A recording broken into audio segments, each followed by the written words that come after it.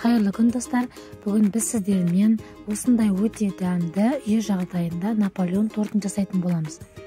Ең алдымен кремін дайындап аламыз. Ыдысымызға 2 жұмыртқамызды жарып аламыз. Оның үстіне 100 грамм қант саламыз. Және ванилин қосамыз. 25 грамм ұн және 25 грамм жүгері крахмалын қосамыз.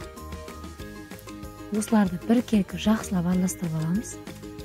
Біз неге кремнен бастадық? Өйткені мен бұл кремді қазір отқа қойып пісіретін боламын. Ол біз торттың қамырларын пісіріп болғанша ол суы қажет. Бір келкі араластырып болған соң оның үстіне 400 мл сүтімізді құямыз. Тағы да жақсылап бір келкі етіп араластырып аламыз. Араластырып болған соң бұл сұйықтығымызды отқа қоямыз. Отқа қойып, қою болғанша тоқтаусыз араластырамыз.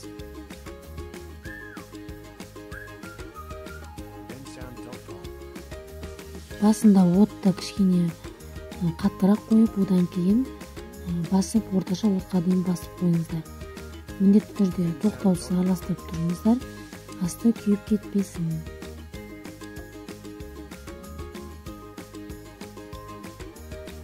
Міне біздің креміміз 10 минутқа жетпей-ақ осындай қою болып шыға келді. Қаймақ сияқты қою болғанда оттың астын өшіреміз. Міне крем дайын болды. Енді оны оттан алып, бетін міндетті түрде салафанмен немесе осы ыдыстың қақпағымен жауып қойыңыздар. Енді қамырын жасаймыз. Ол үшін ұнымызды дайындап аламыз. Және оның үстіне жарты шай қасық тұз салып, жақсылап бір араластырып аламыз.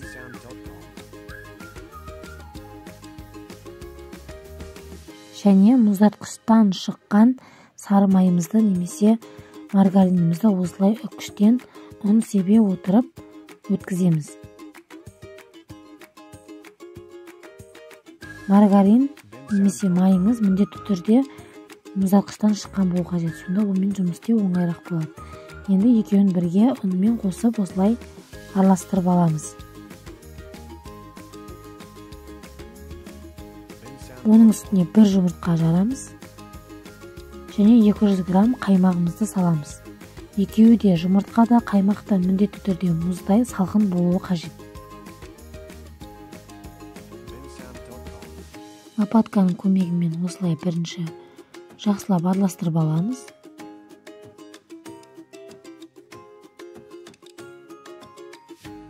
Одан соң қолымызбен араластырамыз.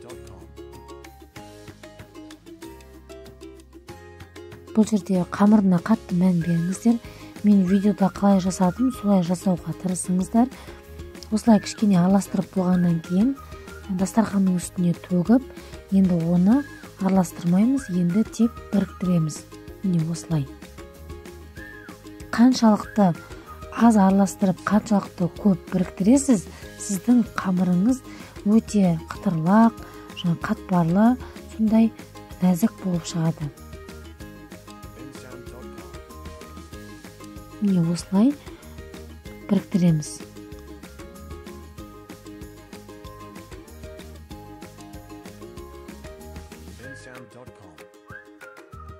Енді қамырымызды өлшеп аламыз. Менде 871 грамм қамыр шықты. Енді осы қамырды теңдей 10 бөлікке бөлеміз. 86-87 граммдай шықты менде. Осылай барлығын бөліп алдым. Енді оның бетін салафанмен жауып, міндетті түрде мұздатқышқа салып қоямыз.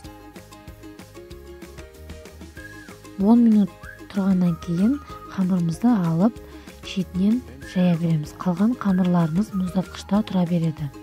Осылай кішкене біріктіріп алсаңыздар болады. Және ұн себе отырып, барынша жұқа жаюға тырысыңыздар. Міне қамырымызды жайып алдық. Енді пергамент төселген табамызға саламыз. Және духовкада 200 градуста 7-8 минут пісіріп аламыз.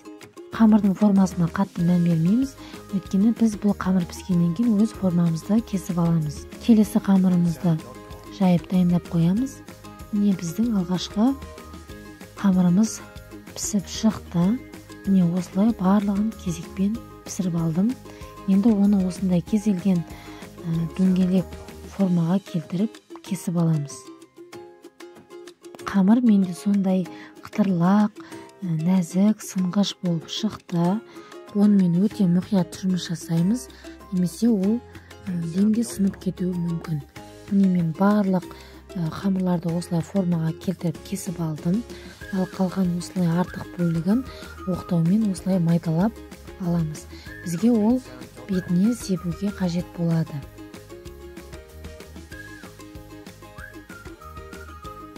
Ары қарай крем жасайтын боламыз.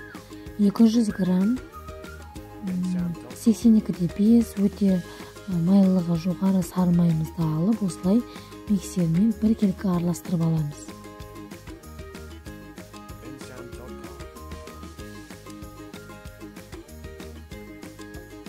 Және оның үстіне жарты банка сгущенкамызды құямыз. Тағы да миксермен жақсылап араластырып аламыз. Енді осының үстіне суылған, отқа қойылған кремімізді бір ас қасықтан сала отырып, осылай жаймен араластырамыз. Бірден барлығын салуға болмайды. Осылай қасықтап сала отырып араластырамыз. Міне біздің креміміз дайын болды. Енді өте керемет дәмді болып шықты. Ешқандай кремнен кем түспейді. Дәмі де өте керемет. Енді коржиктарымызды орналастырып шығамыз. Менде осындай бір реттікке арналған торттың ыдысы бар. Соған алғашқы коржигімізді қоямыз. Оның үстіне дайын болған өте керемет кремімізді біркелкі етіп барлық жеріне тигізіп жағып шығамыз. Оның үстіне екінші коржигімізді саламыз. Дәл осы ретпен коржиктардың барлығын орналастырып шығамыз.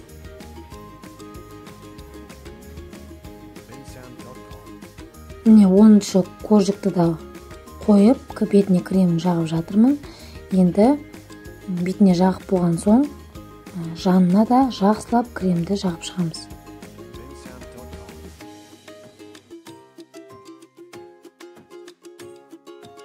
Міне барлық жеріне кремді толықтай жағып шықтым. Енді қамырдан қалған осындай қалдықтарды майдалап, осылай бетіне сүйіп шығамыз. Және жанына да жақсылап осылай барлық жеріне тигізіп, осылай жабыстырып шығамыз.